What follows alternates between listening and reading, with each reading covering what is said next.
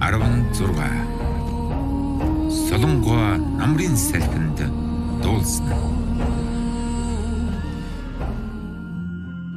Ирээд аймгийн ялгуу жомохын үгэнд орж алх тайвуулын байлдаанд 8-ны дарагдсан ташрамыг ашиглаж оргисон хүрээг холуун олзолсон ба бос бэд улсын өвлжөөний нутгийг холуун дээрмдэв. Үүнийг охиндоо Солонгоо сонсож үнэн худлыг олсоваа гэж нэг сүрэг эхнэр хүүхдийг дагуулж хасцхан сайхан дэлсүүлт өндөр толгойд урсам жороо саарл морийг унаж гүн намрын хонгор сэлхний эсрэг жороолуулан ирэхэд хоцорсон галуу сүргээр уйралтай ганганалдж өмнө зүг нисэж ухаарсан өвсөнд зээр зүрх хосхосоор тоглолдон гүйлдэн. Солонгоо гинт 8 улсын найрамдуу илсэг алтан шагааг мөрөөдөн санаж зүүн гараар жолоогоо дараад баруун гараар дашуура сэгэлдэрлэн хадгамал цэцэгтэй бүчээ салхин уруу шавтран хасын даруулт чимгээ саадгийн дээр торгомсголоод хангинм тунгалаг яруу зөөлөн гიშгээр гиншин дуулж өвс найгах зүлэгт сэлгэн явна. Гэнт зүүн этгээдээс хушууч болгоотай тоос дэгдүүлэн хадруулан ирлээ. Солонгоо түүнийг хааш очно гэж асуухад энэ өдөр 8 улсын оргисон хүрээнээс орж ирсэн хориул тэрэгт эдэр довыг алах учрыг хэлв. Солонгоо хэртгэн цочиж гэнт бас алсхийн нэг санаараад болгоотагаас би чамаас нэг юм асууя. Урд 8 улс чамаага барьж аваачаад бас юунд алсангүй талбиж явуулсан буй гэж асуулаа. Болгоотой нэгэнт ална гэж түлхэн гаргасан билээ. Хойно алтан шагаа гуйж авран гаргасныг авахаа сонссонгүй юу гэв. Солонгоо инээд алдаж. Тийм байдал энэ өдөр 8-ны хошууч эдэр довыг алах гэж байхад анд чи хажуугаас харж хідэн сайн үг хэлэхгүйгээр дотор ч төвдөлтэй юу үгүй юу гэлээ. Хэдийн алах гэснийг би гойсаар өдий болов. Гагц тэр эдэр дов миний үгэнд хэрхэвж орохгүй. Энэ өдөр тавьбал маргааш даруй цэрэг байгуулж ирнэ гэж баахан зөөлөн хэлэхгүйд сая энэ хэрд хүрчээ гэлээ. Анд чамайг 8 улс барьж аваачаад огт дагуулах гэж оролцсонгүй юу гэж асуув. Эдээ чинэн оролцсон билээ. Би огт дагахгүйд сая алах гэсэн билээ гэлээ. Солонгоо чимс хийдлийн ээж. Бүдүүлэг үгэнд бугийг бэлжээртэн намнахтун. Бусдыг биетэйг үлдэгтэн гэжээ. Анд чи юунд түүнийг биетэйг үлтгэж үл үзнэ гэсэнд болгоодаа сая Солонгоогийн санааг мэдэж олдхуул авахаа баахан хүч тусалж намайг ис алсан хариуг өгүүлэх болов уу гэд довтлон очив. Солонгоо болгоодан хойноос алгуур явсараа ахай ялгуугийн буудлын өмнө хүрвэл цэргийн ард эдэр довыг хүлж түлхэн авчирч ал гэж захиаг хүлээн. Солонгоо яаран дотгошорж ахта золгон сонсвол ах 8-ны хошууч эдэр довыг ална гинү.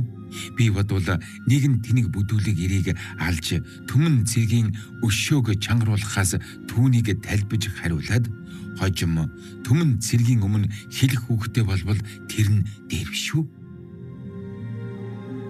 Би бас тэгж санаж амийг хэлтрүүлсгүй гэвэл тэр хариуцгаа юр зогсохгүй тул сая алж арилгах гэсэн билээ. Одоо охин дүүгийн хэлэх ба хошууч болгоодаа бас гойсон тул даруй талбисугаа гэд тэмдэг зэв гаргаж эдэр довыг алахыг хэлтрүүллээ. Эдэр дов уг хിവэр намайг талбил бас байлтахаар ирнэ алхан дээр гэж хөдлөхгүйд инээсэнгүй хүн огт үгүй. Болгоуда яран эдэр давыг чирж хөдлөн цэргийн хүрээнээс гаргаж ирлээ. Дагалдаа солонгоо мөн ахаасаа салан морь унаж гарч ирэн гигэн булгийн урсгалаар явж сэтгэлд алтан шагаан хариу юу үлгээхийг бодож хасын саарл мөрөө хатруулж хажлагад магнагт саадгаас алтан шагаан харуу жилгээсэн зэвгүй мухар сумыг суулж үзмэгц хайрлаг сэтгэлд хальширэн гингээрээд гиншин дуулж гэртээр гэж ирээд болгуудан эмд уг авчирсан магнаг хавдахыг өгч 8 улсан чиний хэрийг давж явуулсан хариуд би ахад хэлж 8-ны эдэр давыг хайруулах болов. Чи энэ магнаг хавдахыг түүний ингэрт зүйлгэж хариултугай гэлээ. Болгуудан эм магнаг хавдахыг хүлээн авч эдэр давын ингэрт зүйлгээд хэрвч битгий март гэж хэдэн удаа хэлж бас нэг ачаа хуурай хүнс өгч мартууллаа. Эдэр дав хэрэтээс салан улсын зүг явах замд бэд улсын захаараа дайран гарна. Тэр бэд улсын хязгаарын цагдуулын буудалд хоноод уучраа хэлсэнд түүнийг барьж гамшигыг тэнхрүүлэхээр хурж ирсэн жонон мухлаан буудалд илгээв. Мухлаа түүний учир шалтгааныг сонсож хүлээсийг тайлбарлан талбиж явуулав. Тэндээс эдэр дав сэгүүлэн явж даян ханд золгож өөрийн учир тухайга наривчлан тоочж их шан хишиг хүртэн төрөөс буув. Алтан шагаа эдэр давын бад чихч гэж эцэгтэй айлдагч их цэргийн төвийн жанжинд өргөмжлөв. Төдий төшмөл тархаж хүн сэлүүрсэн цагт Солонгогийн түүний амийг хэрхэн аварсан ба гарч ирэх үед магнаг хавдахыг эргүүл дүгэ гэж хэлснийг нарийн мэдүүлж Ингээс магнаг хавдахыг гаргаж барив. Алтан шагаа үзвэл өөрийн илгээсэн магнаг хавдах тул их л хэрдхийн яран хавдганы амсрыг ханзалж үзвэл дотор нь 5 өнгийн ирээн латар багалсан нэг бодол гарч ирв. Тэр баглаг нээвэл дотор нь цус мэт шин улаан хിവэр багалсан боодлын дотор 5 өнгийн унгарил утсанд нэг бяцхан номын хөвч хийж дээр нь 108 мөхөлгийн цагаан мануухын эрхийг хэрэгжээ. Болгоуда түүний ухааныг олохгүй. Эсвэл баг эзнийг гизгээ хусаж гэрээс гарч тойм болтугай гэсэн ч болов. Тэгэхэд алтан шагаа урд шүүрс арлдаж. Аяа. Үүний санаа хэрэглэсэн гүн хол байлаа. Үтэл ард хэрхэн олж төсөөлнө. Анхудаа миний түнд илгээсэн алтан эрхивчд 5 өнгийн унгарил утсыг үйж 4 үгийг нэг бадаг үг болгож илгээсэн. Алтан эрх биш, солонгоод зангидна гэсэн билээ. Түүний энэ хариу илгээсэн бэлгийн санаа нэн гүн давхар болжээ. Тухайлбал охин солонгооч нь үнэн цусан сэтгэлээр чамтай эм болсугаа гэж санавч чадваргүй охин миний эрх биш гэсэн үг болно. Түүний гүн санаанд намайг хүчит төрж ураг барьдгаа гэсэн байна. Аяа, чи бид хоёрын эцэг юуны ураг барилдгаач гэж дээш хандж урд шүүрс алдан нүдний нулимсыг наслав. Эдэр дав хажуугаас энэ хоёр охин хүүгийн өнгө зүс ухаан эрдэм цөм тэнцсэн бөгөөд бас энэ мэт найр журамтайг үзээд санамсаргүй хамрын самсаа ширхрэн борхорч нулимсны тусал энгэрт төжгөнтл унаж даруй охилон үүсгэж цээж хинхэдгээ зохиж аяа би хэдийчнээ удаан жирэгдэн гаргагдаж алагдахад хүртэл нэг удаач энэ мэд зовсонгүй билээ. Энэ битүүрлэг алхаас ч бэрх. Энэ хэргийг бол би амиа дэвчиж явж бүтэе. Гэхэд алтан шагаа хэд үнэхээр үг боловч миний эцэг юуны болно гэд алгуур зөвлөж мэдсэвгүй. Эдэр дав угаасаа маш чигч хүмүүн тул энд хоёулын төлөө чин үнээр сэтгэл зовно.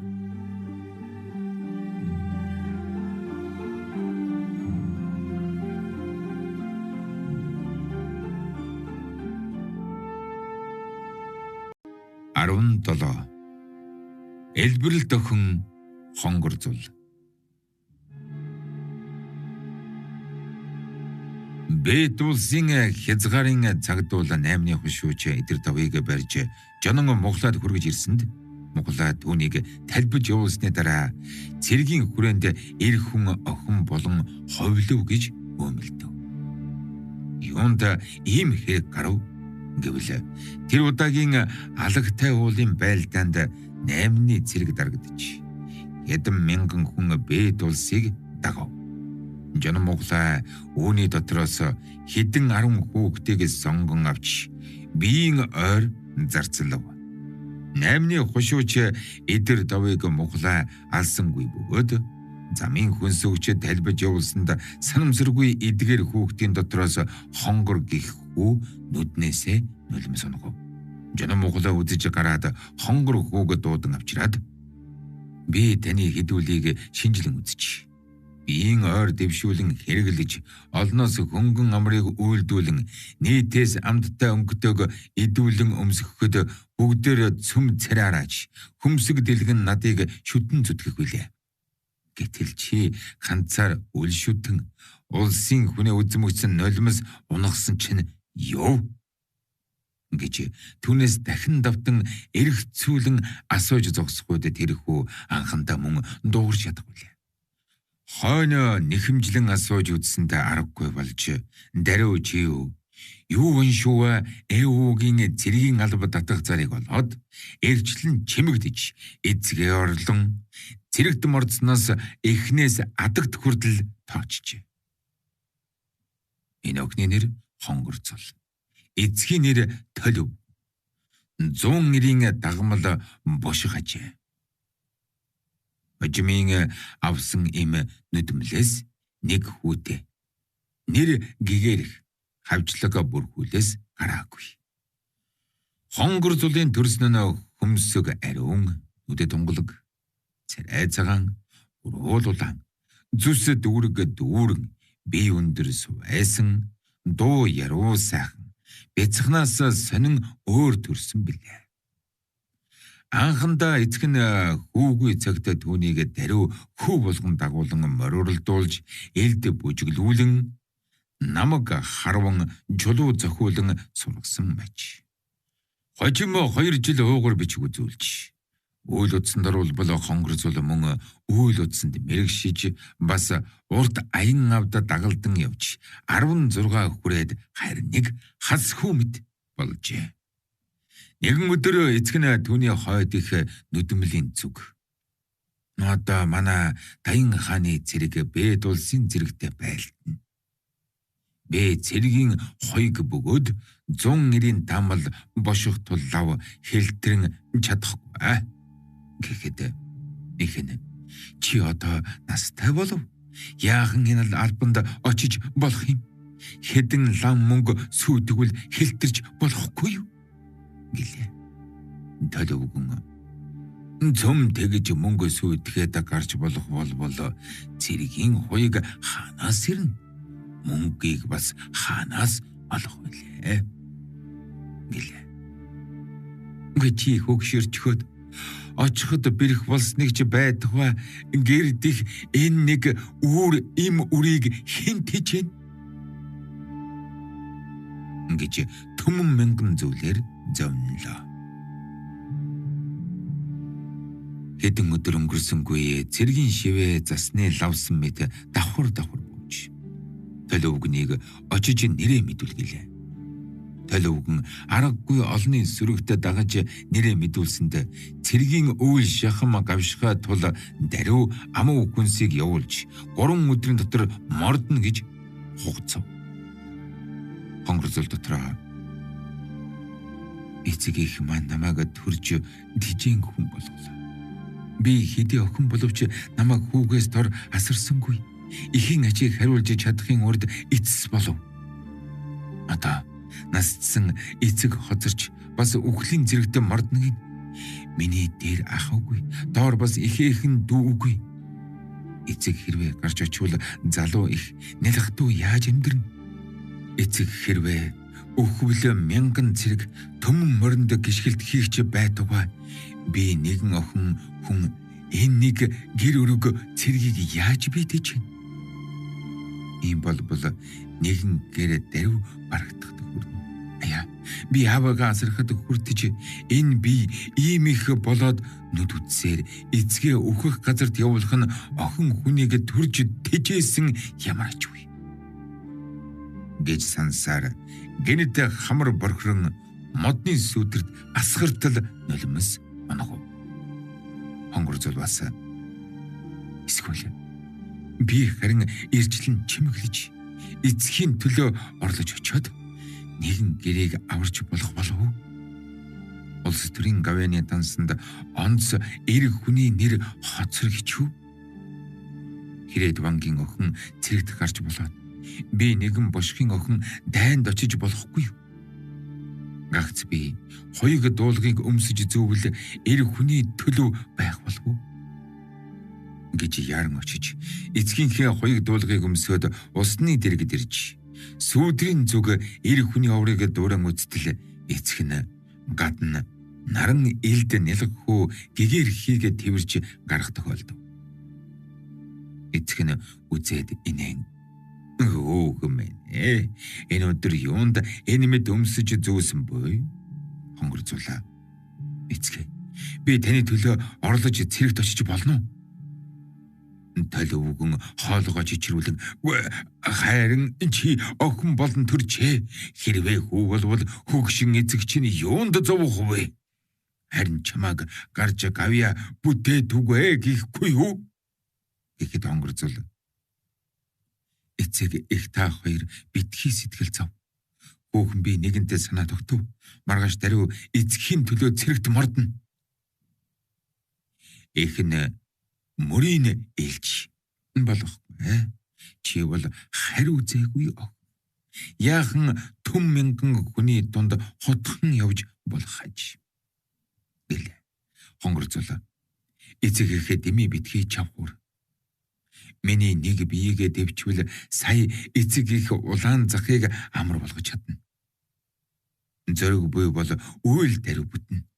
Охин би хэрхэвч ичгүүрд үүлийг хийж эцэг ихийн нэрийг гутаахгүй юм. Гэхэд эцэг их нь түүний эрх биш очин гих зоригийг үзээд шүгшин үхэлж огт санаа амаргүй болжээ. Нэг шин өнгөрч үр цаг болсон та. Бид одоо явцгаана гэж гаднаас хүн мод тогшиж доотов. Толөвгөн гарч үзвэл 3-4 адил боших нар сая дуугарсугай гэтэл хонгорцол хэдийн өмсөж зүгээд саадаг номаа агсран гарч бүдүүн холгоор миний эцэг хөгшрөв би эцгээ төлөөлн цэрэгт мордно гэд эцэг ихтэй ёслон аярлаж. Эцэг их бие сайхан гамнан хямгдах тун гэх нэг үгийн төдийлөх хэлээд хөдчөө дагуулan морио хөдлөн их алхмаар гарсанд эцэг их нь хойноос нь харж нулимс сунган мөн аргагүй гэртээ оржээ. Хонгор зулаа эцэг ихээсээ аярлан салснаас хойш их цэрэгт нийлж бед улсын зүг морилон ирлээ. Замын зур хамт явах нөхөд түүний хоёр жихэнд цөм цоорхоо тог үзээд учрыг асуувал хонгороо. Би хүний гагцхүү тул төрсөн даруй инхрийлж хоёр жихийг цоолов гэж хэлнэ.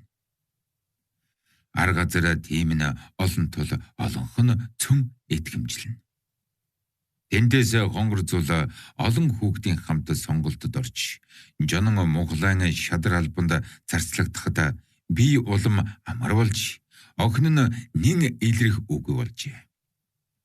Тэр өдөр өөрийн улсын хүнийг үзээд эцэг их ба бяцхан дүүгээ санагалзан санамсаргүй хідэн тусал нулимс унагсан зэргийг эхнээс атагд хүрдэл өхөөлн тооцсонд дэргэд байсан жанжин, цэрэг, боол, зардас нулимс унахыг байдгүй. Монголын зэргийн ихэрч тэссэнгүй хамар бөрхрөн арай нулимс эсүнгөө.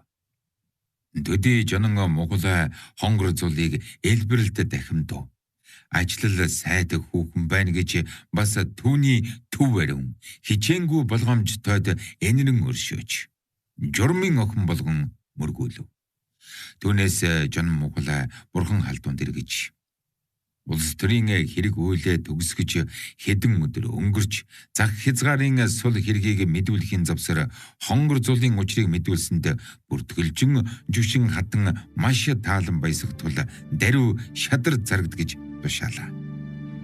Бүртгэлжин хатан түүний нарийн нэгт хичээнгүй хянамгаад их л тоож хайрлан захиа буулган эцэг ихийн нүүлгэн авчирсанд нэгэн гэрийн хотлоор тэншис үгүй баяр жаргалыг олж суулцав.